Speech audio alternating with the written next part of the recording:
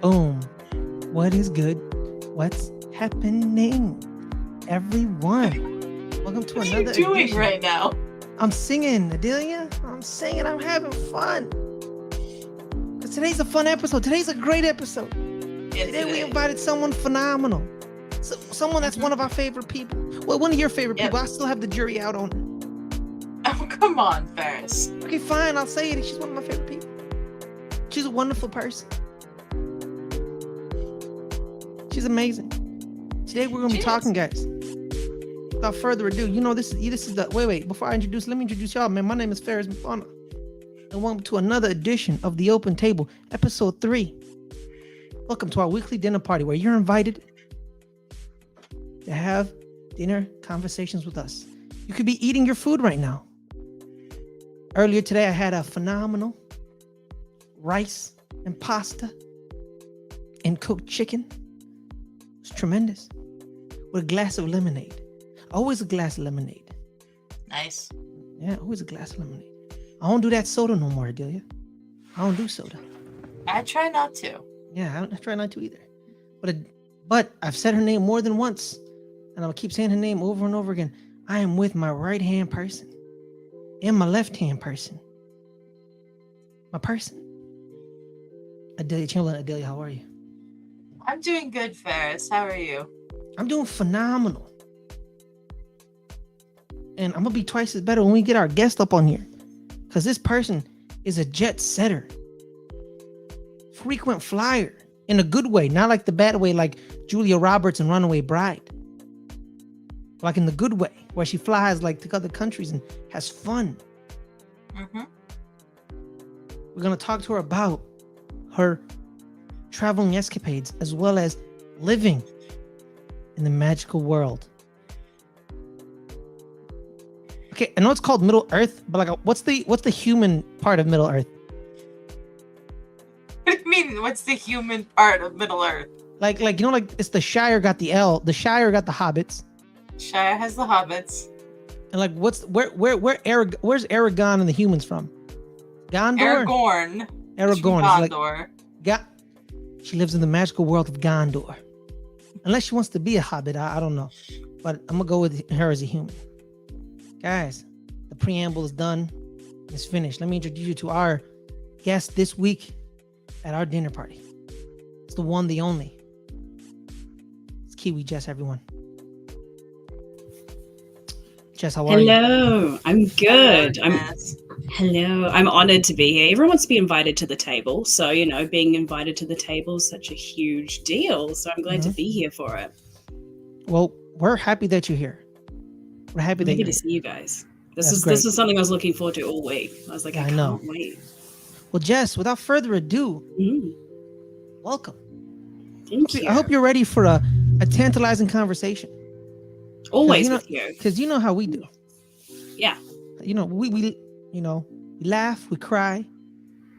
Well, what's the phrase? Laugh, cry, repeat or something? What is it called? Live, laugh, love. Live, laugh, love. That's it. Yes. There it is. Live, there we go. Laugh, love, and the occasional cry. Hopefully not today.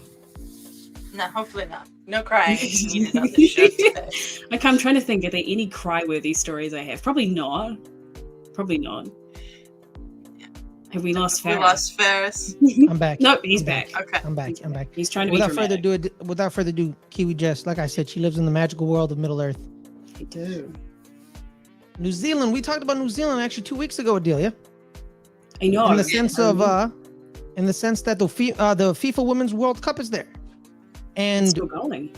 It's still going. I think they play. A couple of teams playing Wellington, yes. New Zealand, as well as I don't know what else in New Zealand. I think it's Wellington, but I don't know. That's all I know. Wellington's our capital. Everyone gets it wrong and thinks it's Auckland, but it's actually Wellington. Yeah, and I think they're also in Auckland as well. Yes. Yeah. So there's that. I think the Americans are in New Zealand. They're not in Australia. New Zealand won the first game of the tournament was New Zealand versus Norway. It's been very clear that Norway has not been up to snuff, and the Norwegians just don't care. And And Ali Riley, the captain of Angel City FC, as well as the New Zealand national team, willed them to victory. And it was a phenomenal scene. 40,000 New Zealanders watched it. It's the biggest sporting event in New Zealand history. It's beaten some rugby matches. 40,000 people. And people tell me no one cares about female soccer. Liars. Liars. That's all I got to say. And it was tremendous to see. Have you watched any, Jess? Yeah, I actually watched the US versus the Netherlands because my dad's Dutch. So usually the rule of thumb in my family is unless New Zealand's playing, we usually support the Dutch because it's our heritage. I had problems with this game though because I didn't know who to support. I was saying this to Adelia because I was like, America. I don't know. Like, it's... America. That's what you support. America. I said I was happy whoever won because if the Netherlands won, then it's still a win. But if you guys won, I'd been super happy. So well, either which way. In this world, there's only two things that I can't stand: people who are in terms of other people's cultures, and the Dutch. Ferris will use any excuse to say that quote. It's great.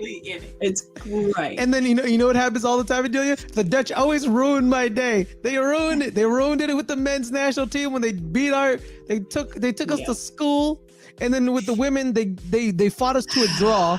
I know. By the way, that the reason we drawed is that our head coach is a doofus. But I digress. I think we might have lost Ferris again. No, it's all right. It's not like we can't. Okay. We talk so often that like we could probably do this ourselves. But now, my back. You're good. You're back. All right. I thought I was going to have the issues being on the other side of the world. I was like, gosh, please let my internet be okay. But you never have issues, man. New Zealand internet is phenomenal. Yeah, surprisingly. It's really weird. Yeah, it's really nice. Speaking of New Zealand, let's talk about it. So, you are one of our international friends. You live on the other side of the world. It's probably like 2:00 right now over there. Yeah, it's 3 in the afternoon. It's almost got winter. It's winter here. Would you believe? That's why I'm all kind of warmed up. So, how is it? I hear great things. All I see is lush greens, magic. Like, how is it?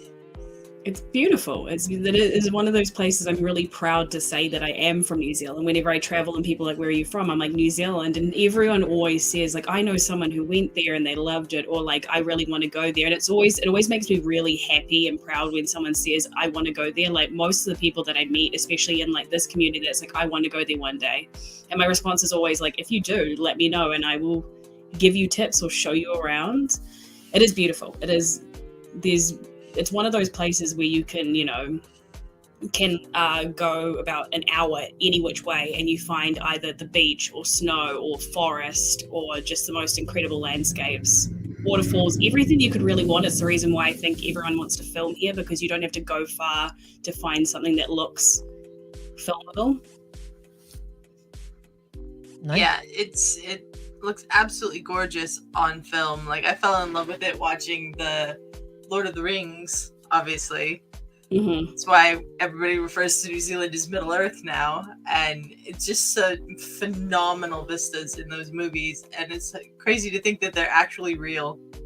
Yeah, like because they filmed on location. It wasn't no sound stage, no none of that. It was back in early 2000s. But we gotta go in person. Gotta make real chainmail. Could have do everything for real. We wanted everything to be livable and breathable and feel like a real place. But I've had people that I've met while traveling or even just through this community that are like, but there's lots of like not all that looks like that, right? I'm like, unfortunately, yeah, it does. It all looks like this. Like that you go to the places here and they do look like they do in the movies. It's not like we've made it look better for the films. It does. And it's really, really wonderful. I love hearing when people say that they've come here and hearing their stories. Like Moose Haas has been here and he couldn't stop raving about how much he loved it because he's got friends here. He speaking of world traveler, right? That man is everywhere. Like I live through him and Paul Preston's Twitter accounts. Like I want to travel. I want to travel. Like I want to get to a point in my life where like, you know what, like it's a random Tuesday, right? It's a random Tuesday. And I'd be like, you know what? I'm gonna go to Australia, and I can just why leave. not? I can just leave. That's how comfortable I want to be in my life. That's the dream where I can like, you know what? I want to go to London. Just want to go, and like nothing can stop me. Like no money, no constraint, like no obligations. Like I'm just gonna go. Like you know what? I'm just gonna go to New York, Portland, Denver. Heard Denver's nice. Houston. Denver's lovely. Yeah, like that's what I want, man. That's what I want, man. Moose and Paul Preston, man. They're just like, hey guys, here's the La Brea Tar Pits. I'm like, what? Why? Like it's Wednesday afternoon. Why are you like in some? Oh guys, we went to the desert on a Thursday, and you're like, don't you got a job? Like, what is this? Paul Preston's everywhere. I love Paul Preston. Don't watch that one video where I insulted him more than once. But I like the guy. I love the guy. But I digress. So, Jess, what part of New Zealand is your favorite? Like, you are a resident. You're born there and raised there. Like, you gotta have like a favorite area, right? See, that has two answers actually, because there's the nerdy people can actually go there. Hobbiton obviously is like one of the biggest highlights. I've been very lucky that every time I've gone there, the weather's been pretty damn good. So if you can go on a sunny, gorgeous day, it is breathtaking. I don't want to spoil it too much, but you can't walk onto there. You have to be taken by bus, and they have this big intro video as you're like going in, and there's a point in the video where it times up perfectly for you to start seeing Hobbiton, and it's one of the most moving experiences, especially as a fan of Lord of the Rings, where you get to feel like you're about to go on an adventure. And always the tour guides there are usually big, massive Lord of the Rings fans. When I went with Saul, actually, I decided to kind of dress up for it because I was like, why not? And then the tour guides love it when people do stuff like that. Like they always are like, oh my gosh, thank you for like dressing up. So they're all big fans as well. So there. And then I'd say West Auckland, actually, because West Auckland is where I grew up. There's so many beaches out there. We have like dark sand beaches, so that's almost like a grey colour. And there's beautiful cliffs and rolling waves and long, lush beaches, and it backs onto forest. And it's one of my favourite places because of like how many memories I have there. So yeah, it's probably... I say everyone needs to go to Hobbiton. If you come to New Zealand, you don't go to Hobbiton. And I think you'll even enjoy it even if you're not a big Lord of the Rings fan. But also, if you're not a big Lord of the Rings fan, what are you doing? So, it's one of those things. Like, when someone's like... But it's funny, though, because every tour, they always say, okay, so who's seen all of the films? And then they say, who's seen all of the extended? And it's always, it always changes. And someone says, they always say, who here hasn't seen any of the films? And there's always people that put up their hands. And I'm like, I can't believe you care. Like, that's really cool because I love it because I'm such a big Lord of the Rings fan. I love taking people there for their first time as well. But yeah, when people put up their hand and they're like, I've never seen Lord of the Rings, I really want to talk to them and be like, so what are you getting out of this? Is it so you can tell other people or because you actually think you might watch the films? I used to be one of those people. And I watched them. And then you love them, right? Yeah, I like them, yeah. Like, I'm that weirdo that's like, why do I have to watch the extended edition? Because you have to. No, I don't. I don't have to do that. The theatrical editions don't exist in my brain. It's extended or nothing. They won awards. I think they're good enough. All right. I think they were well-edited. Yeah, sure. They won awards first, and I saw them many times in the theaters, and then I have not seen them since they left the theater and the extended editions. I don't have 4 hours, okay? I don't have 4 hours, okay? I'm sorry, all right? Like, forgive me. 3 hours is my max. I'm gonna watch Killers of the Flower Moon. That's gonna be the longest film I ever watched ever. I tried to watch Lawrence of Arabia. I wanted to shoot myself, okay? All right? That's how long that film is. That's how long that film is.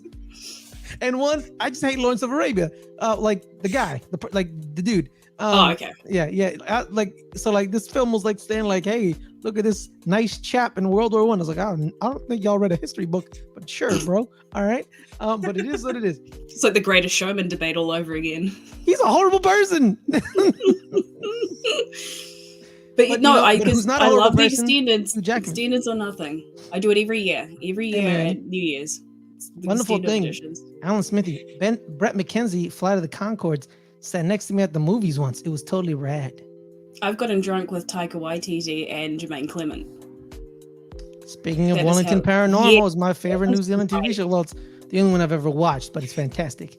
That's okay, Alan. It's fine. But That's Jess, correct. you said a name Yes. that we're all very close to. Saul. Yes. This past couple months Mhm. has been gallivanting across the globe. Yeah. And we want like, how was that?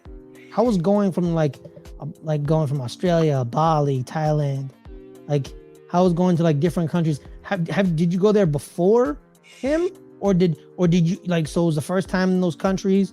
What was it your initiative? Was it his initiative? And do you recommend people going to other countries and immersing themselves in other countries? How beneficial is that?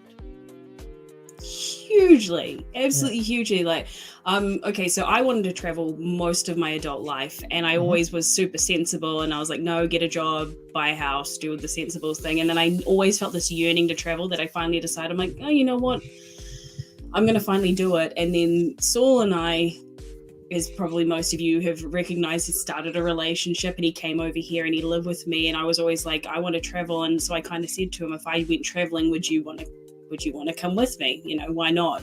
Because I've gone on holidays, or I've gone on vacations with significant others in the past, but I've never traveled. I think traveling with someone's completely different to like going somewhere for like a week or 2 weeks. But like traveling, I think I worked out the other day that in like the span of like 2.5 months, I took 9 flights. So it was, you know, one of those things of being very, very lucky to be able to travel with him. And so Bali and Thailand were always on my list. And funnily enough, Saul didn't know a lot about Bali. I think a lot of Americans don't. It's very much a Australasia thing. Australians go there all the time. Lots of Kiwis go there, but I don't think a lot of people over in America have heard of it even. And so it was, I had some of the best experiences of my life there, especially when we got away from the very touristy areas. There's this beautiful place up at the top of Bali called Lavina, and it was pretty much, we might have seen, like, apart from in our resort, we saw maybe one other group of people that were white.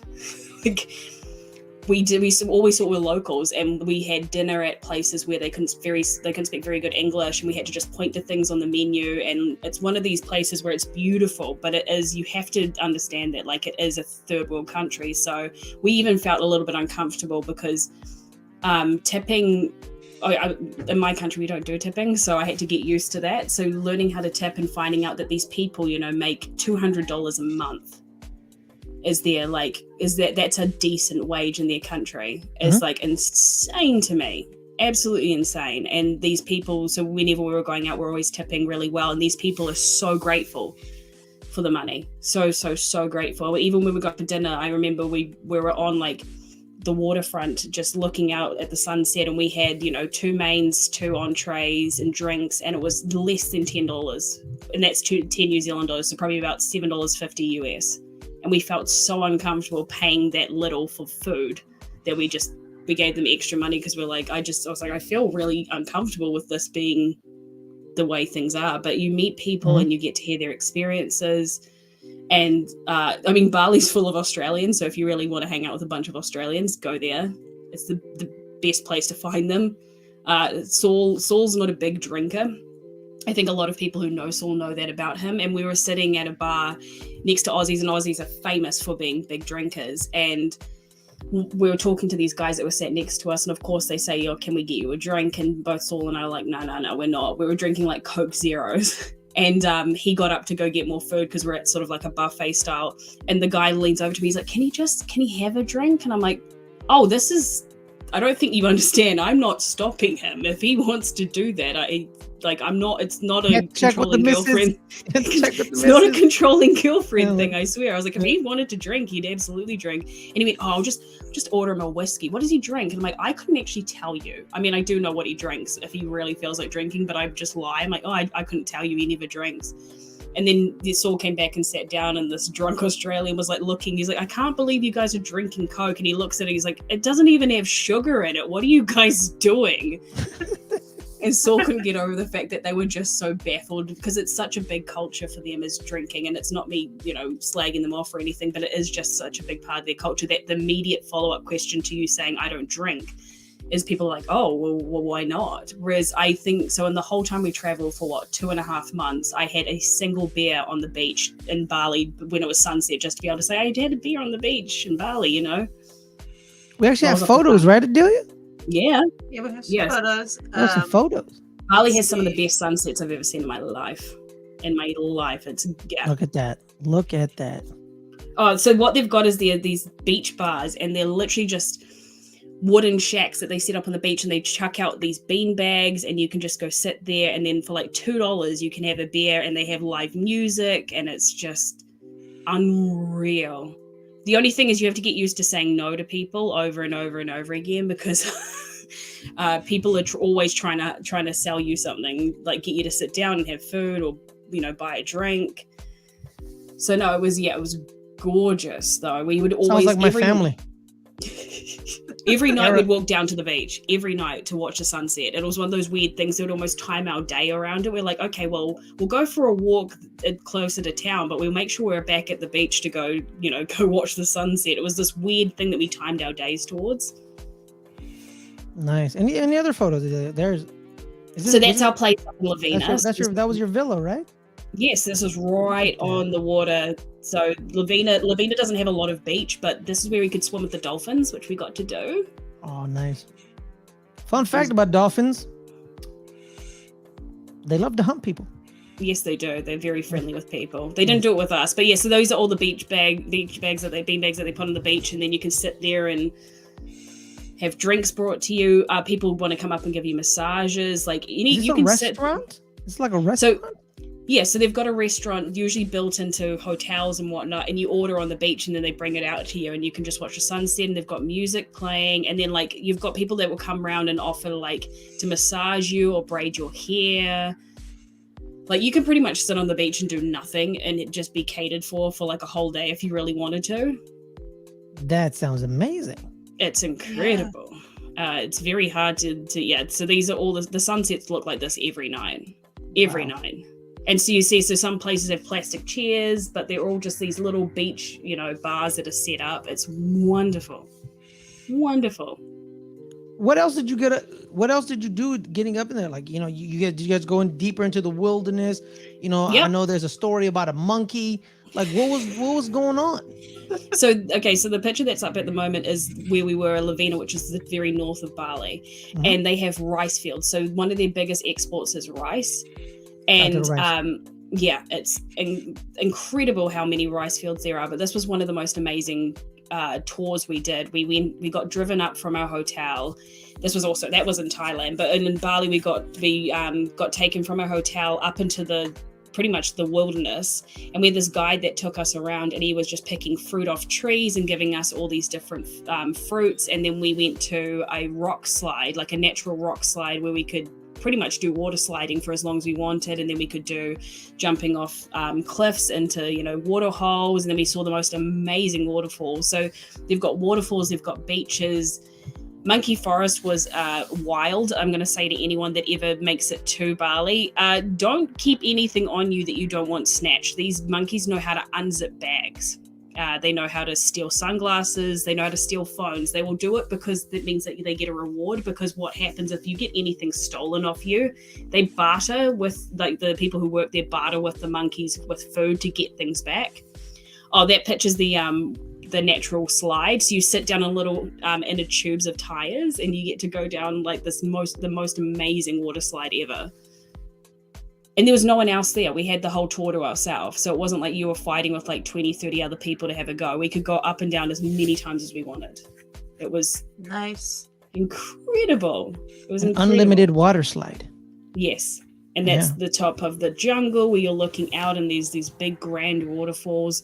The only thing is lots of steps. I have never done as many stairs in my life as this place. Bali is gorgeous, but all their waterfalls are downstairs. And then you're like, oh, this is easy. And then you realize you have to come back up.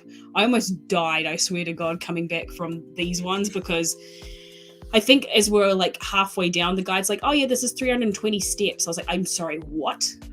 He's like, yeah, just 320. And this man does that every single day. I was like, you must be the fittest man alive, because he wasn't breaking a sweat. And I honestly thought I was going to have a heart attack. So Adelia, do you have any questions, Adelia? I'm just listening. This is fascinating to me. I've never been anywhere close to anything like this. So, well, yeah, no, I want to know, like, very different.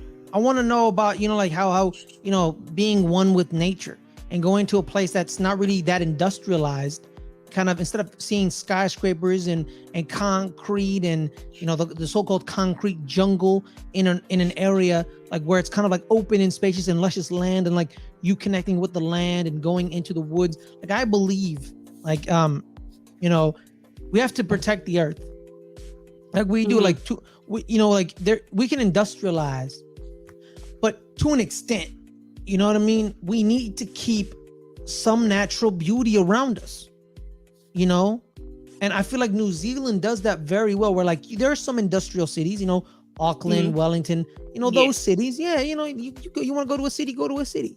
But then, like, the country, like, it's not everything is a city. It's not like Houston. Houston is extremely industrialized. There's so much concrete.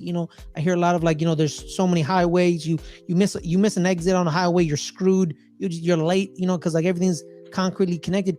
Well, like the way the way you grew up in New Zealand, and then you go to Bali where everything's open, it's luscious. You get one with nature, and nature's one with you. How important do you think that is for just regular human beings? Because sometimes you need to go outside, touch some grass. Absolutely, and to see something like that. Have the sun kiss your face. Like, what do you think about that? Yeah, I think it's important to everyone. Like, I think being able to get out in nature, I would absolutely escape to a cabin in the woods and live the rest of my days there if I could. Like, that's like a dream. That'd be great if I could just live like that. But obviously, real life, being an adult, all that kind of stuff. Yeah. But being able to go into nature with, in Bali, especially because even though, New Zealand has lots of lush forest and everything like that, it feels different. Bali's one of those weird places where you feel safe all the time. I don't know how to explain it, but like we'd be out walking, at midnight or whatever, and you never had to worry about other people or anything like that. It felt very safe all the time, walking along and locals pulling up to you to say hi and things like that. It never felt like, oh my gosh, I'm going to get jumped or anything like that. It was really amazing. And just a lot of the people, especially up north in Lavina, are very big on protecting what's theirs. So the tour that we went on, they limit the amount of people that can go to these waterfalls every day. I think it's capped at 30 people every day, meaning because the thing is they don't want to deplete the natural resources up there. And the nice thing is what you pay for the tour, it gets split evenly among the people who grow the rice there, the people who run all the things, the tour guides, the security guards, everyone gets a fair share. And so it means that, you're not just walking through a farmer's land. It means that it goes back into them helping, produce more rice and like irrigation and all these sorts of things. And I love the fact that they want to preserve things. Bali has actually had something that's happened since we've left where you can't go into the mountains. So I don't even know if you can do that tour anymore because it's up in the mountains. Because what they've found is, unfortunately, with all the tourists going up and down, is it's actually destroying their natural resources. And so, unfortunately, at the moment, you can't. They've put a full ban on it. The only times you can go up there is for religious ceremonies. They're very religious over there. So a prayer is something that they do every single day. Is that what this is right here? No, so that's in Thailand. That's actually the... that's Thailand. Okay, got you. Yeah, where the king lives. But yeah, over there, they have these beautiful little blessing baskets that they weave out of flax, and they put in front of all of their households. So when we were staying in some of our villas, we'd find them outside of our doors because they'd make sure to bless anyone that was in the house, so including ourselves. And I was mesmerized watching them pray. I just find it very relaxing watching other people be at peace and pray. And so they'd do it ritualistically in the morning and the evenings. They'd always come around and pray. It was really incredible to see how, because it's a very big, religion's very, very big for them. It's another reason why, because we're talking to one of our tour guides, so we actually opted to have like people that would take us around for the day. And one of the guys who was incredible, he was so knowledgeable. We were talking about how safe we felt. He said, well, we believe in karma more than anything. He said, that's why you're probably safe. You could leave stuff at your hotel, or you could leave stuff on the beach, and if there weren't any tourists around, you'd probably get it returned to you by one of the locals, because they believe everything comes back to them. That's why they try and be polite and kind to each other, and that's why they want to make sure that like people do feel safe and you're never going to get robbed or anything like that, because for them it's going to come back around. And if for them it's even worse, it's tenfold for them. So they're very big on calmer and treating each other well. So it's such a beautiful, beautiful place. I could go on and on for hours about how wonderful it is there. And if only we believed in that, I'll probably get my jacket back.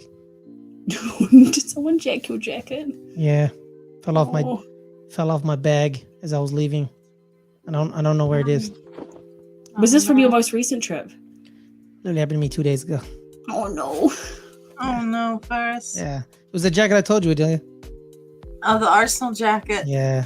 No. Yeah. I don't know who took it. It could be like there were kids outside. Could be the kids outside that took it. Apparently my neighbor had their door open, so they may have taken it. It could be the driver. I don't know. There's too many people, too many culprits. So like I've kind of just moved on now. So yeah. It is what it is. Aww. Yeah. But when Arsenal brings back that collection, I'll be there day one. I'm sure they will. It's a great jacket. But yeah, so like I said, I brought up that photo. You said it was in Thailand. How was Thailand to Bali? Like what was the stark differences? Was there how much similarities? I know you guys went in and watched a fight. I think either like Muay Thai or Let Way. Like what was that about? What was going on with that? So Thailand's so completely different. So yes, that was we actually saw Muay Thai twice. We saw it at the world's first Muay Thai stadium. I'm not going to pronounce either of their names because I can't speak Thai. But there was two different ones. So there's the one where they actually filmed for James Bond, and then you've got the one where they've now popularized it. And so yeah, it's really interesting. Oh, that's James Bond Island. It was one of the big things that Saul was very adamant that we go to. He was like, we need to go see James Bond Island. And luckily, so I'd never seen Man with the Golden Gun before, and we watched it I think the day before or 2 days before we went on this tour, which is one of the most incredible tours. You get to go on little canoes around all of these beautiful like rock formations. You go to a floating city. It's and that was in Phuket, but we stayed in Bangkok for a while, and that's when we saw the Muay Thai fights. And Bangkok is night and day from Bali. Bangkok is a much more of a city than I've ever been used to. I'm very much, obviously, growing up in New Zealand is a very different kind of city vibe than I guess to places like Bangkok. And Bangkok was busy, which is great. But at the same time, I got very much overwhelmed at times. The heat there is insane, especially for when we went. The humidity there is unbearable, and sometimes you literally just walk into a 7-Eleven just to be able to like take some fresh air in, because it's just stifling. It feels like you're in an oven. Like legitimately, it was awful some days that we just stayed in the hotel because we went, you know what? No, we can't deal with this heat. But Phuket was definitely a highlight. We stayed in the most beautiful place where you could was right on the beach, and we were up I think on the 3rd floor, and all we got was this gorgeous view out to the ocean.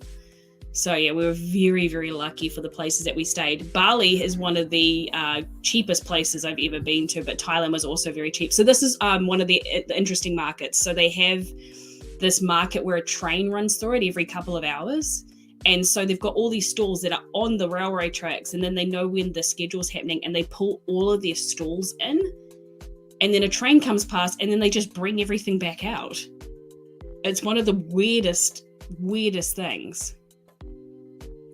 And so, No, my bad. Just continue. Sorry. Yes, it was just one of those things that you had to go and see. We did this on the same day that we went to a floating market where you get taken around in a little boat, and you get to like stop at all these stalls. So yeah, the train one was my favorite though, just because it's such a weird thing to be able to say. I went to a market and then a train came through it, and everyone packed up their stalls and then unpacked them. It's like playing basketball in the street. Car, train, yeah. And I'm sure there's plenty of kids that played hockey and did that as well. Yeah. But guys, and we've got some people in the chat. Shout out to Anthony Nugent. He said, "I arrived and here just hasn't seen the man with the golden gun. I'm ready to depart." I have now. I'm sorry. She has now. Sorry. We got Paul Denuzio, POD Projects, or Matty Gunner, either or. He said, "Working, but saw this crew: Ferris, Adelia, and Jess." Well, I had to leave a like and say hi. Exactly, guys. Paul said something very wonderful. Leave a like, but don't just leave a like. Subscribe to the channel. Leave a like, subscribe to the channel. We're almost at 850 subscribers. We're 3 away. Ooh. And hit that notification bell to get Just all 3? the video notifications when they drop. We do a lot of pre-recorded content. We also do a lot of live content. Hit that bell to get all our notifications, as well as everybody. Got a couple more people in the chat. I want to shout them out. Forgot to shout them out earlier. Matt Munoz was here earlier. Shout out to you, Matt. Hey, Matt. We got Rob Snark, Too Many Dragons. Talking about New I think he's Zealand. talking about Middle Earth, yeah. Yeah, Middle Earth. Brandy, shout out to Brandy. Says, hey everybody. Hi, baby. Jake, just like me, I live vicariously through Paul Peterson's adventures. See, I told you. And Alan Smithy, I talked about him earlier. So those are the guys and people in the chat about phenomenal people. So, Jess. Yes. How was it going on these adventures with a running mate? Could you do this? Would it have been a different experience? There he is. He's eating a scorpion. He's eating a scorpion. It was one of the things we did on our last day in Thailand. It's the last things we did. Oh, wow. Yeah, because they have so many insects that you can eat. Is that fire roasted? So it's actually got like a barbecue type flavor to it. I don't know whether it's like the scorpions themselves or whether they base them or something. The only thing is it's the crunchiest thing in the world. And that doesn't sound like a bad thing until you find chips of it in your teeth for like half the day afterwards. Fun fact, actually, the Seattle Mariners had a bowl of crickets. Ooh. Fire roasted salsa crickets. Or is it crickets? I think it's crickets. No, is it crickets? I don't know. It was some type of insect. It was a bowl Cannot of do insects. things like that. It was a bowl of insects. They were selling them at baseball games. They said we're gonna give you a bowl. We're gonna put a little spice on it. They gave a little spice to it, and they sold a lot of bowls. People were buying them. The Seattle Mariners, the baseball team in Seattle, were selling a bowl of insects, fire roasted with some salsa on it, or some type of hot additive, like I don't know, some type of salsa. Thank you, Anthony. Thank you for subscribing, Anthony. Yeah, so like there's that. It's quite tremendous. But again, just if you did this by yourself, do you think you would have probably had the same adventures, or going as a group as running mates? I think it's crickets. So, but going with a running mate, does that add an extra layer of fun, adventure, security? Yeah, I mean, especially traveling as a female, you couldn't find them in Bali. No, we didn't see them in Bali. We definitely found them in Thailand, though. But yeah, so traveling with someone's special because it means that you have those. Yeah, Thailand. You should have gone to Khao San Road. I'm going to talk about Khao San Road in a second because that was a thing. So traveling with someone is one of the most, like, the coolest things. Probably one of the most amazing things I've ever done in my life, because one, being a female traveling by themselves, it is kind of scary, especially places like Thailand and things like that. So that was always the thing, is like, that was another reason why I didn't travel for so long, was because I was really worried about traveling by myself. Like, I'm not very, like, brash or, like, able to put my foot down. So I've always been worried about getting scammed, and, like, because I'm come from a small country where we do try and help each other out and do things like that, that I'm really worried I'd be a great little target for people being like, my kids, Absolutely.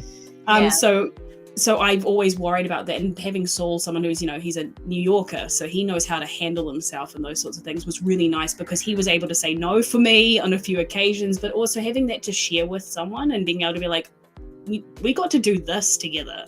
One of the things that Saul got to do, which I think he's tweeted it about, or if he hasn't, I'll tell him to. He got to go on one of those water boards where you pretty much hover, and we got to do that in Bali. And that was insane. That was absolutely insane. They'd asked me several times if I wanted to do it, but I was like, I'm going to kill myself. I don't think you understand how terrible I am at coordination. I can't do that. I can't do water. Okay, well then, yeah, that's like, I can swim, but the coordination thing, I feel like, especially, okay, so the way Bali runs is there are no rules. There is no semblance of order there, and it's the coolest thing. But we went to this beach, and they've got people paragliding, they've got speedboats, they've got people on, like, the inflatable donuts, and then they've got hoverboards in the middle of it. So everything's happening all at once. There's a couple of videos I have of Saul doing this hoverboard stuff, and there's a boat coming past at full speed, like right behind him. like the safety measures there don't really exist, but it's one of the wildest things that you have to do just because to say that you did it. We did like water walking where we went underwater with these big helmets and you could breathe underwater. It was cool, but it's geez, if you have any inner ear problems, do not do it, because the amount of times I had to pop my own ears trying to like regulate under there, and you're not very far underwater. It was a bit of a time.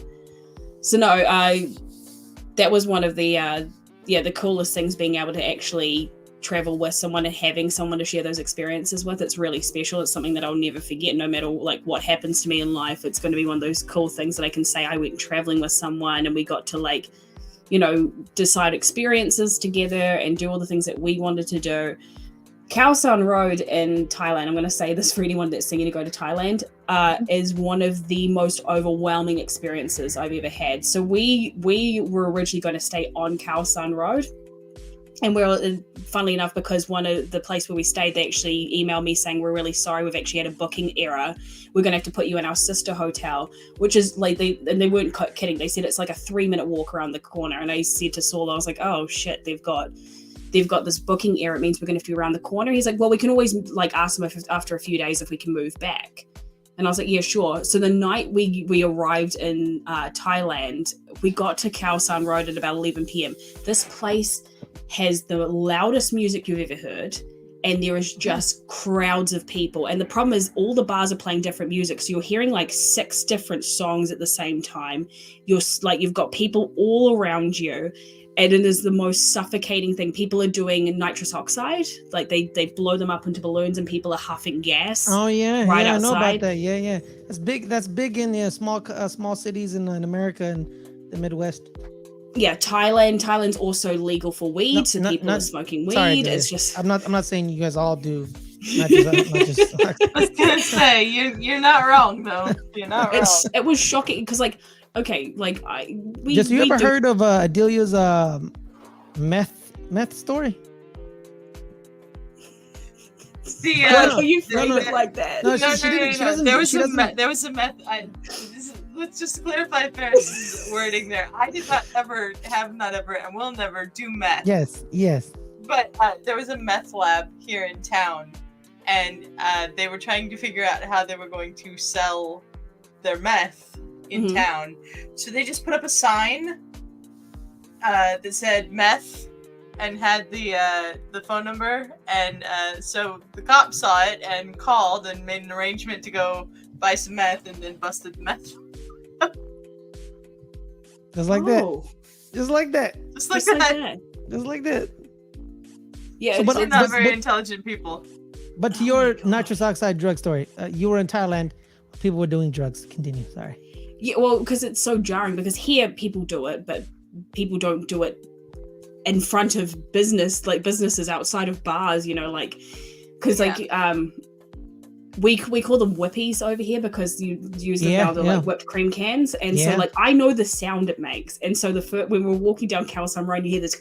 I was like, that sounds like whippies, and it was, and I was like, they're literally showing you like, you know, like laughing gas and something. They're actually taking around them in like the actual bottles with like a mask. And it's one of the wildest things. And if you're like me, I don't do well in crowds. That is the most horrific experience. And that was my first night in Thailand, and I would already come off like a 9-hour flight, and I was like, I hate this place. I hate this place so much. And I was actually super thankful for once for there to be a booking error with our hotel, because we wouldn't have gotten our bags through there. We barely could fit through as people, let alone with suitcases. And here's the thing, because we were traveling for so long, we had 2 suitcases each, and which that always made things difficult, as in like we always wanted to stay somewhere for at least a week or so rather than like constantly changing hotels. Even though we would have loved to like experience a whole bunch of different places, we were always conscious of the fact that like trying to lug 2 suitcases around. The only time we changed that was when we went down to Phuket, because we knew we were going to only be there for I think 5 days. We booked in our suitcases at one of the airports, and we just flew out and then flew back in again. But oh boy, was it that Thailand was insane. Insane. Reminds me of an episode of Anthony Bourdain's Sounds Parts like Unknown. sensory overload. Yeah. Oh, it was.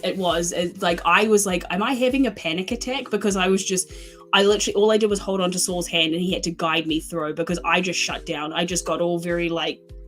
Saul was like, this is a day on like Manhattan. I'm in Manhattan right now. If you talk to Saul about it, he will tell you he was overwhelmed. It is someone who comes from New York and is like a very proud, New Jersey man that loves New York. He felt overwhelmed. Yeah. Yeah. Even though he keeps telling me I'm not from Hoboken, why you keep saying I'm from Hoboken, Ferris? You need to stop that. I was like, no, I'm not doing that. But this reminds me of an episode of Anthony Bourdain's. He went to Morocco, Tangiers. He went to Tangiers, Morocco. And, he had this entire episode of how like these old writers, wrote this like this amazing y'all know about Tangiers, Morocco, and it was written by a bunch of artists and then writers in the 1920s and 30s about this like great world of Tangiers, and a lot of British expats and a lot of European kind of like also criminals went to Morocco to like kind of free extradition and like never went back. And there's a part of the episode, speaking of like, the nitrous oxide, where Anthony Bourdain and CNN videotape a drug deal. Yes, I remember hearing about that. They're videotaping like you're like these. I can't believe these dudes agreed to do a demonstration of how they make the drugs in Tangiers. They were wearing like kabuki masks, like you couldn't see their face, and it's like dark and smoky, and it's a little like a little woozy, and like they're making these drugs that you smoke and sniff, and I'm like, yo, this was aired on CNN back in the day. Like then you realize like back in the day CNN would air anything. Yes. Like they would air anything, Yeah, I remember one episode where he went to Colombia, and I knew this show was different when he says this, like they're talking about the drug trade, you can't just you can't legalize it. Like it makes no sense. He says this, you can't, I don't know. As a former crackhead, he like just yells as a former crackhead, and I'm like, hey, yo, Anthony, whoa. I'm like, this show's going to be real. Gonna be real. I love Anthony Bourdain, man. We actually did that. We went to one of the places in Bali that he had. No, we went to one of the places in Bali that he. No, we don't. Look, Saul and I don't drink. We just do crack. Like, come on. Yeah. No, we went to one of the places that he went to when he did one of his tours. I think it was actually Saul would be able to tell you which show it's from. But we made a point of, since we're in Bali, we went to the babi guling place that he ate at. And babi guling is like roasted suckling pig, and it was incredible. They cover like the outside, they roast the pig whole, and they cover the pig in like Coca-Cola, and they roast it like that, so it has this like glassy like skin, and it was amazing. It's spicy and it's incredible. We loved it, but we made a point of like wanting to actually eat at the places that he ate it. Like some of the food we had was insane. One of the best food experiences I had in Bali was one of my parents' longtime friends. We call him Uncle Dave, even though he's not our uncle. Actually lives over there, and his I think she's fiance or maybe wife now. She's from around there, and they took us to one of these places. Once again, they couldn't speak any English, and so she translated it all for us. And we were eating with our hands. We were eating like this fish that they had like roasted over coals, and it was, everything was spicy and wonderful. But they said, are you okay because they don't have utensils? We're like, screw it, we can be fine without utensils. So we're eating everything with our hands, and this is one of those things of like, that's what we want to experience, is like real meals. In Thailand, it's one of those things that everywhere there's stalls, I ate so much pad thai. I was like, this is probably not good for me. I'm constantly eating noodles, but we're fine. Yeah. Adelia, I got a question for you, Adelia. What's the craziest place you've ever traveled, Adelia? Los Angeles. Oh? It's the only place I've ever really traveled, especially by myself. Traveling by yourself scary. The only place I've ever traveled by myself is going out to LA for Spectacular that one time. You got to meet Saul there, right? I did get to meet Saul there, yeah. Bought me a drink. He speaks very fondly of his time doing things like that and doing the shows and whatnot. He threatened to put me in a duffel bag And Ferris. He threatens a lot of things, okay? You just have to roll with it. He will threaten everything. I get threatened all the time. Jokingly, I'm going to state that because we're on the internet. Don't want to get him cancelled. Craziest place I've been to was LA too. I went to LA a couple days ago, actually. Never going back. Yeah, I want to hear about your never going back down there. Well, we're talking about traveling. I want to hear. I'm never going to LA ever again. Really? That's not happening. I'm sorry. Traffic is trash. Like it's so bad it ruins LA. Like, I'm sorry. Like, the people who live there have to deal with it. Like, nah, I can't. This is nonsense. This is just outrageous. So like, we went to so a couple days ago, Arsenal was against Barcelona.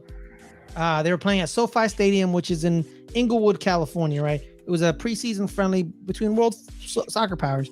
And me and my brother, we rented a car out. There was like 8 of us. And we drove down in the Suburban. Personally, I think we should never ever rent that car ever again. The seats, not very good. There was no How cushion. long's the drive? Dude, I was delirious. I lost count. I don't know. Probably 6 hours. I don't know. I fell asleep 3 or 4 times. Okay. In the car. I don't remember. We actually stopped at Glendale first. We were in Glendale. We went to Rafi's place. Rafi's place, because one of our homies, Hamza, he's been to LA, and he kind of, when we went and we had like, we had shish kebab. My cousin got a rack of lamb. We got some rice. They roasted a tomato. I ate roasted tomato. Do I look like a man who eats roasted tomato? Do I look like that? Roasted vegetables aren't bad. That's one of the things they do in Bali. Roasted corn, I became obsessed with it. I know, right? No, I know, but like, but when you be like, you know what? You look at Ferris, you're like, Ferris, that looks like a man who eats a roasted tomato. It means that they're not judging you based on your appearance. That's not exactly. I walk into the restaurant, and I had my Arsenal jersey on, and I'm walking to my table, and all I see is it was another Arsenal fan in the restaurant. He says, Arsenal, and I was like what? And I was like, my man, and I pointed at him, and then I point to my brother and our friend, and I'm like, hey, losers right here, because they were wearing their Barcelona kits. I was like, losers. And like, we sit down, and it was a phenomenal meal. I loved it, to be honest. I was scared. We were scared that it may take us a long time to seat us, because Hamza kind of scared us. Where he was like, it could be an hour. Like, what, an hour? It was only like 2 minutes. So that was pretty nice. And then we had to drive to the stadium after we prayed, and we were just stuck in traffic. And I'm just like, bro, like, how are you guys always on time? Because they leave 3 hours earlier. That's why. Yeah. I'm just like, no, like absolutely not. And then like, we drive in, we park near the Forum, Adelia, like the former Forum where the Lakers play. And I'm just in awe. I'm like, oh my God, that's the Forum. That's where Magic Johnson played basketball. And we walked past the opening door to the Forum Club, right? So back in the day, you would walk down these steps, and there was a club underneath the stadium, like the arena. There was a club there where like you would walk into the club, and you would see Whoopi Goldberg, Sylvester Stallone, Arnold Schwarzenegger, probably a basketball player. If they after the game, if they won and are having fun, and then you had Dr. Buss, the owner of the Lakers, would be like, he would be with like 4 different women, and it's just like like smoking hot people, drinking and smoking, and it was just like, I'm like, I can't, like, and like there was a security guard there, because I'm like, my ass would have walked down there and peered in, but so I'm like, so I just kind of peered over his shoulder. I was like, those are the steps Magic Johnson went down. That's crazy. Like, that's crazy. And then we walked to SoFi Stadium. SoFi Stadium.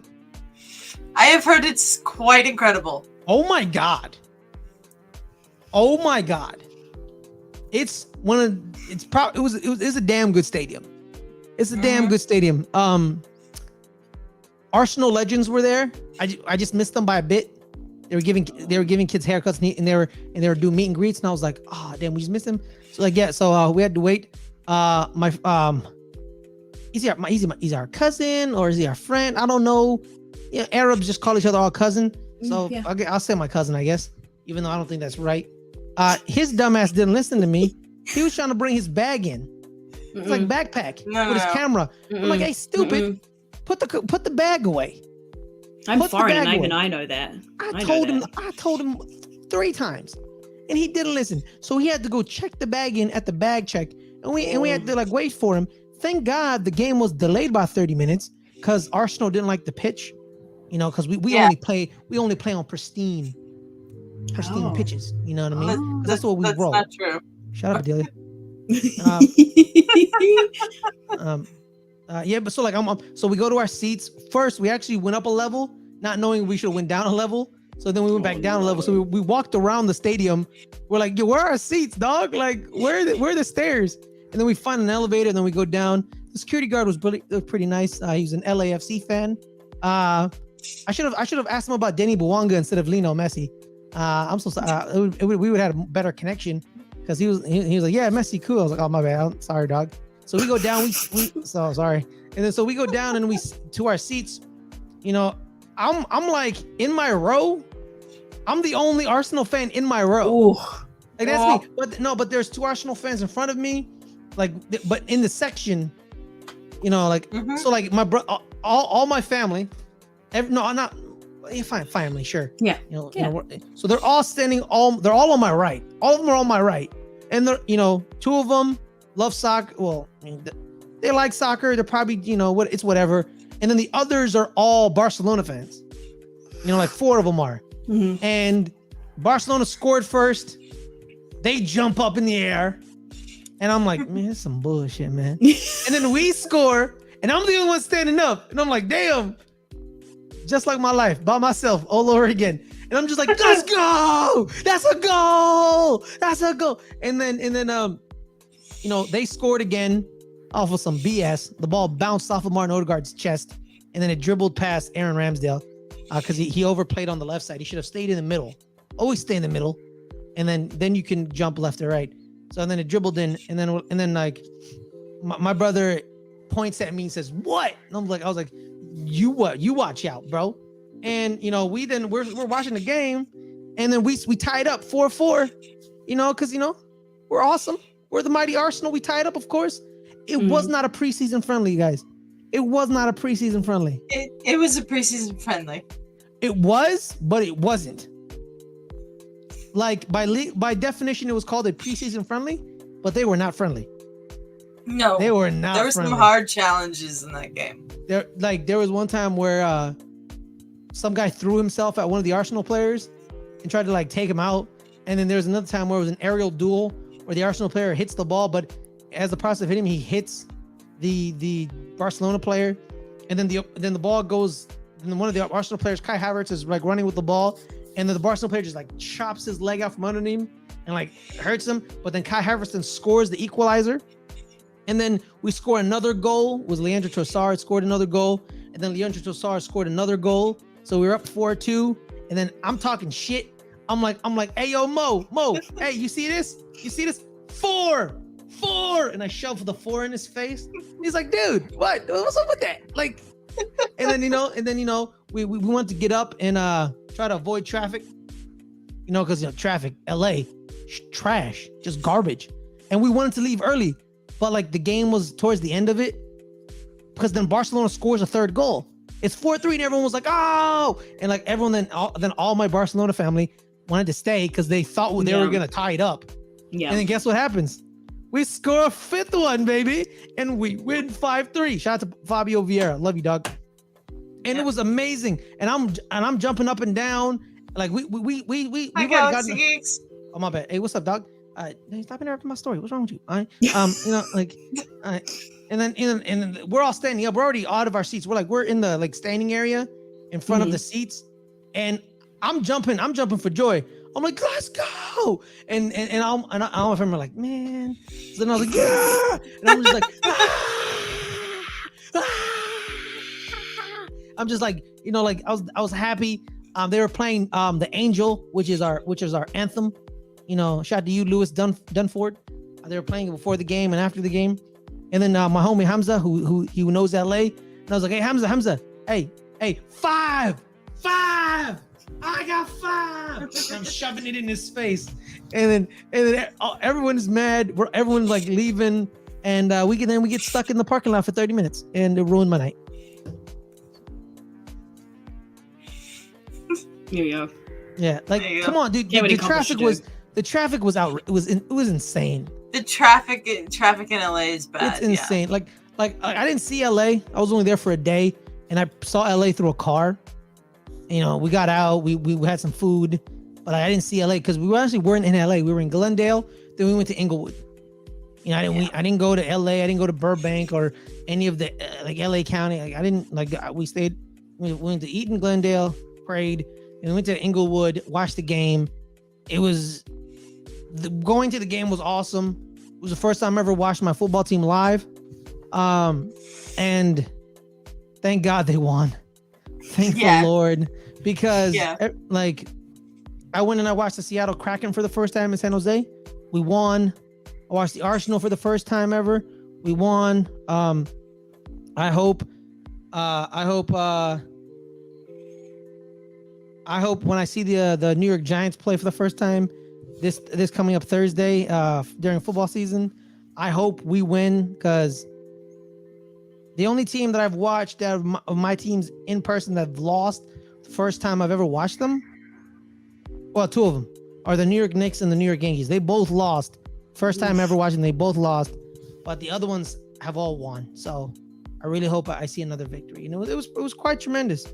I don't really travel much, unlike Jess, Miss Globetrotter. I'm very lucky. Yeah, very lucky. When people say, Ferris, you're traveling, yeah, I'm traveling. Where you going? I'm going to Fresno, which is like a different world technically. But and then like I just come back. Like I don't travel. Like the farthest I've ever traveled is like Fresno. Well, now it's LA actually. But it was quite tremendous, man.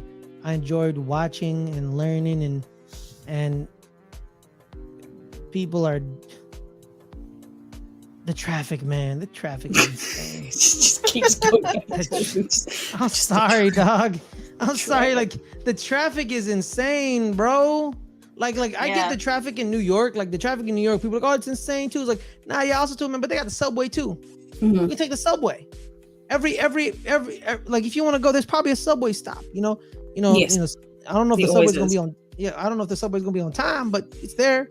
Like here, man. I take BART, which is our subway, which is like the Bay Area, like it's the Bay Area Rapid Transit. Like it connects cities, actually, like cities, not like boroughs, where like in New York it connects boroughs, like the Bronx to Brooklyn to Manhattan, which is a borough.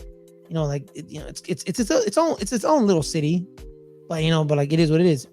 But like the Bay Area, it connects Oakland to San Francisco, two massive cities, to like it's connected, and then like Richmond and Berkeley and San Jose, like. San Jose is now connected to the rest of the Bay Area because now San Jose has a BART stop. Wow. So everything is connected. Like, like like if you're going from like Richmond to San Jose, it's gonna take a long ride because like it's gonna take like an hour. Probably an hour. At most an hour 20, an hour 30 probably, because like it's from you're going a long way. If you drove, it would be the same amount. And then the same thing with the Niners. They recommend you take the BART. You take a BART to a certain station, then you hop on one of the buses, and it takes you to the game. So there's that as well. It's quite tremendous. It's quite tremendous. So yeah. So like I take public transportation a lot, which is its own traveling. Have I ever told you the drug deal I saw on BART? Just why do you keep going back to drugs tonight? No, it seems to be the recurring theme, doesn't it? No, sorry. Yeah, I won't tell the story. I won't tell the story. I want to shout out thank everybody that subscribed to the channel during the show. We are now 1 away from 850. Yes. Yeah. So please subscribe. But yeah, before we leave, we're actually over an hour. Before we leave, I actually have a question for everybody. Mm-hmm. Very valid question. With the recent confirmation that aliens do exist, okay? Do science fiction movies about aliens just become science movies?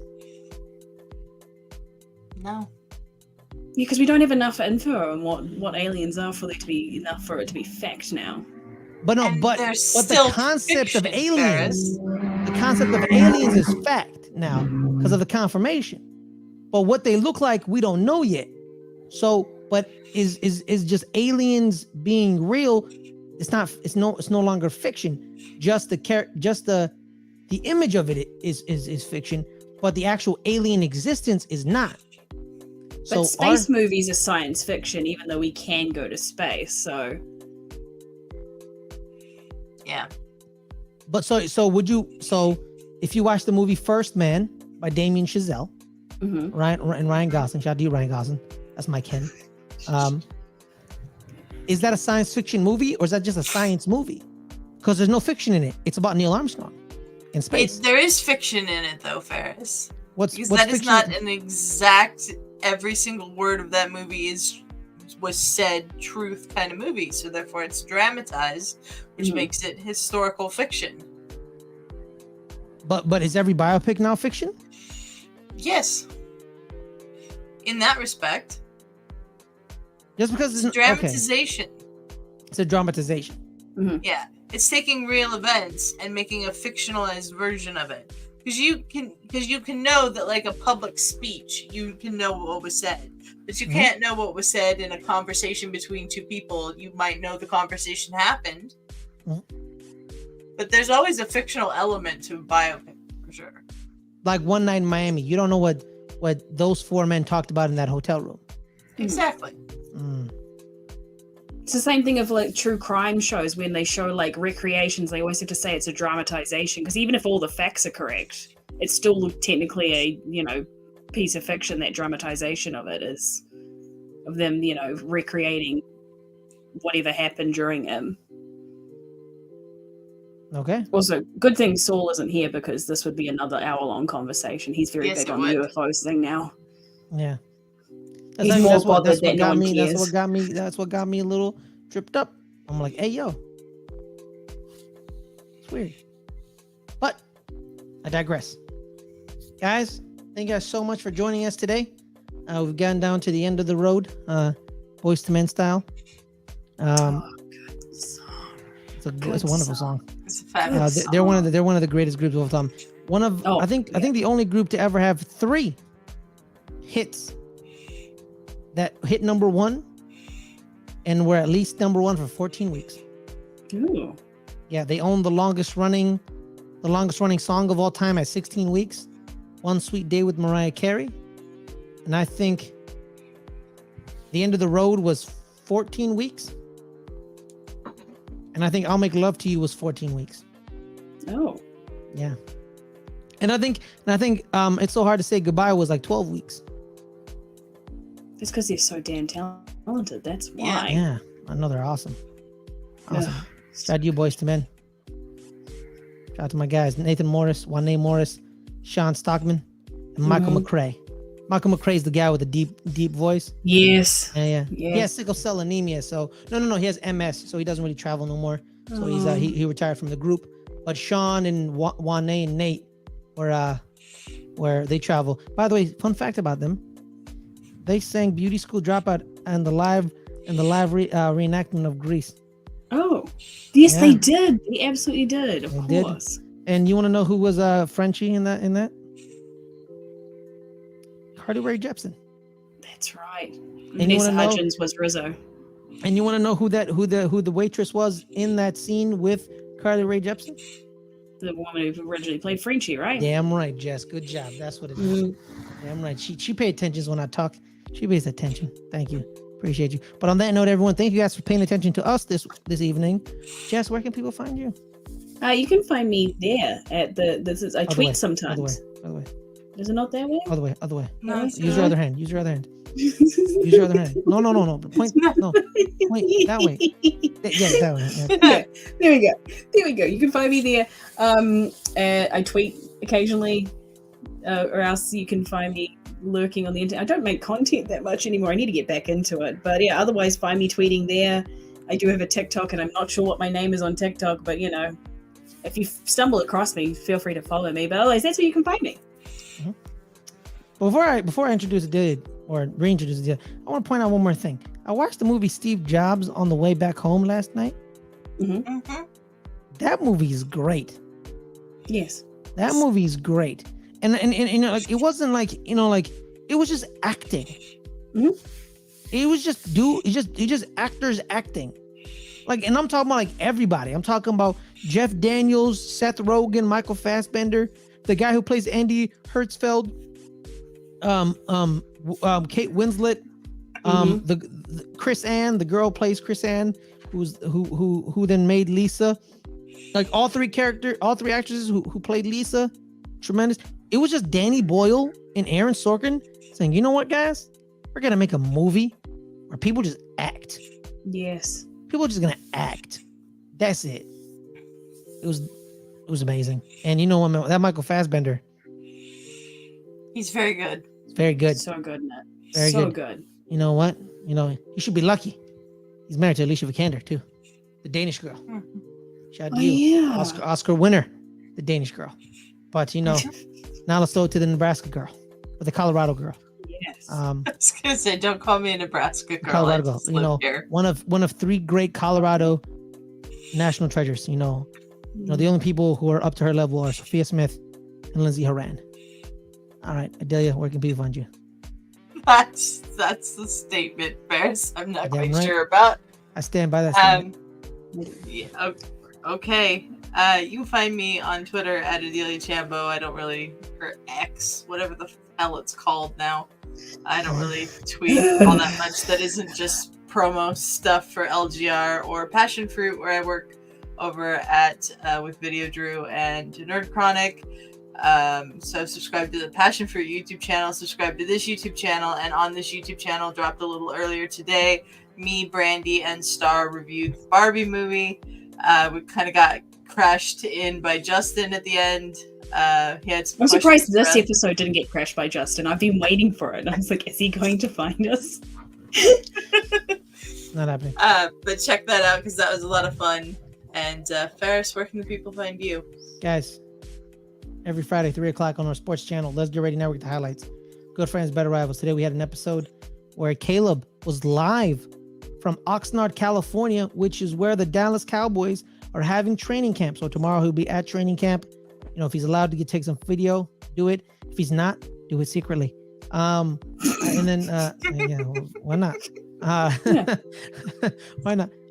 We talk NFC East, the New York Giants, the Dallas Cowboys, and we touch on the Washington football team or Commanders or whatever they want to call them, and the Philadelphia Eagles on occasion. As well as, guys, every Friday, 8 o'clock, you're invited to our weekly dinner party. You are the guest, and nothing beats the rest because you are the best. Yeah. Make sure to subscribe, like, hit that notification bell. We're almost to 850. Almost. One more. But I'm at Ferris Mono on X. Oh, gosh, I'm gonna have to remember that. Sorry. I'll probably start using Instagram a little bit more. Because, you know, why not, I guess. But I don't really know how to operate Instagram. I finally figured out how to operate Twitter. I don't want to learn it, like I'm not that young. Ferris, get on Threads. No. It's very similar to Twitter. I don't want to. You can stop using Twitter Don't and start using Threads. make me change to other social media Yeah. platforms. Look, I'm at the only rate on this is Twitter because I'm too stubborn. I'm just like, no, screw you. I'm not changing. I made an Instagram in The, high school because my friend told me to make one, and I made one. And I was a young, dumb high schooler, and some of my names were just stupid. You know what one of my names was back in high school? Young Don Farleone. What? Exactly. It was a play on me being young. I'm a Don because I was watching The Godfather at the time. And Corleone, the C-O-R, I replaced it with F-A-R. Far Leone. Yeah. Young Don Farleone. That was my name. And then you know what happened, guys? You know what happened? I grew up and I changed my name to The Ferris Muthana. That's what happened. Grow up, Ferris. Grow up. I actually changed my Twitter bio because of Saul. Not my bio, sorry, my handle, because he complained that it was hard to find me. And I was like, oh, I'm making content. I probably should change it to Kiwi Jess. So What was your name? for that? Well, because I made it years and years ago. It used to be Elephant Scrunch because my nickname is Scrunch and I like elephants, so it was Elephant Scrunch. And he couldn't find me. He was trying to tag me in something and he couldn't find me. Why scrunch? Because you like scrunchies? Because I do that a lot with my Oh, nose. you scrunch up your nose. Yeah, all the time. So my Oh. nickname growing up was always Scrunch. And so, yeah, so it was Have a Scrunch. family And then nickname? friends and family. Okay. Everyone. And so, Okay. yeah, and then, yes, Saul very publicly tweeted about how hard it was to find me on Twitter. So I was like, oh, should probably change that. That was his first step into the dalliance of wooing you. Yeah, if you could call that publicly calling me out. Actually, you know what? Yeah, no, that is a Saul move. You know what? Yeah. That's true. Told you. It's true. Now that I realize, yeah, it wasn't Yeah. absolutely flirting Hey, with me in public. told There we you. go. Exactly. There we go. That's how he is. That's how he is. If that's the I way want he to is, say, though, then- it's been a pleasure being on this show, by the way. I always love hanging out with you. thank you for joining us. I love this show. Thank you, I Jen. love Appreciate being it. on this. I appreciate that you dyed your hair to match the color. I'm glad that See? you noticed that. I See, did this that is what on we need purpose. from our guests, right here. Commitment. Yes. Everyone else appreciate needs to step up now. Also, So also shout out to Video Drew and Eric. Love them. I Wonderful love people. them. They're great. Still confused on who Grimace is, but I'll just be the rest of my life. Confused. But this is the longest outro I've ever done. All right, Yeah. guys. You guys have a Yeah. wonderful night. I'm gonna do it like I do it in real dinner parties. I'm kicking everybody out of my house. I'm kicking everybody out. All right, we're kicking everybody out. Bye, guys.